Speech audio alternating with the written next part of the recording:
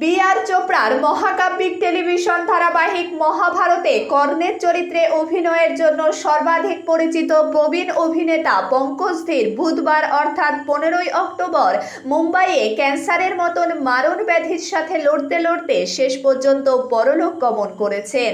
তার বয়স হয়েছিল 68 বছর। এই হৃদয় বিদারক খবরের পর সোশ্যাল মিডিয়া ভক্ত, সহকর্মী এবং ভক্তদের কাছ থেকে আবেগঘন শ্রদ্ধা এবং স্মৃতিকাতর পোস্টে ভরে গেছে, যারা তার অভিনয় দেখে বড় হয়েছেন।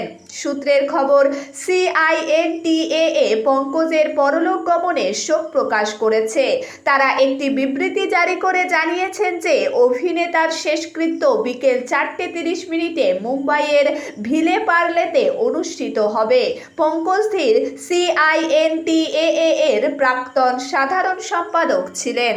তিনি টিভি এবং চলচ্চিত্র জগতে অসংখ্য প্রকল্পে কাজ করেছিলেন, কিন্তু 1988 সালে মুক্তিপ্রাপ্ত বি.আর. চোপড়ার মহাভারত নিয়ে তিনি খ্যাতি অর্জন করেন।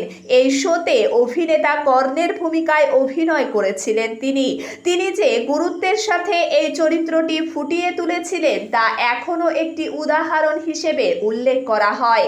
একটি সাক্ষাৎকারে পঙ্কজ প্রকাশ করেছিলেন যে তিনি প্রথমে অর্জুনের ভূমিকার জন্য অডিশন দিয়েছিলেন এবং চুক্তিতে স্বাক্ষর করেছিলেন। তবে তার অডিশন ভালো হওয়া সত্ত্বেও ভূমিকাটি ফিরোজ খানের কাছে যায়। কারণ ব্যাখ্যা করে পঙ্কজ বলেছিলেন যে প্রযোজকরা চেয়েছিলেন বিহল্লনা চরিত্রের জন্য তিনি তার গোঁফ কামিয়ে ফেলুক, কিন্তু তিনি সেটি প্রত্যাখ্যান করেছিলেন। টিভি অনুষ্ঠানের পাশাপাশি পঙ্কজ ধীর চলচ্চিত্রেও কাজ করেছেন।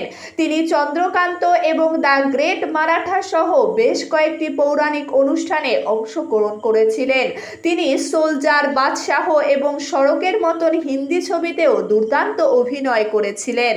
পঙ্কজ ধীরের ব্যক্তিগত জীবনের দিকে আলোকপাত করলে দেখা যাবে তার স্ত্রী অনিতা ধীর এবং পুত্র নিকিতিন ধীর।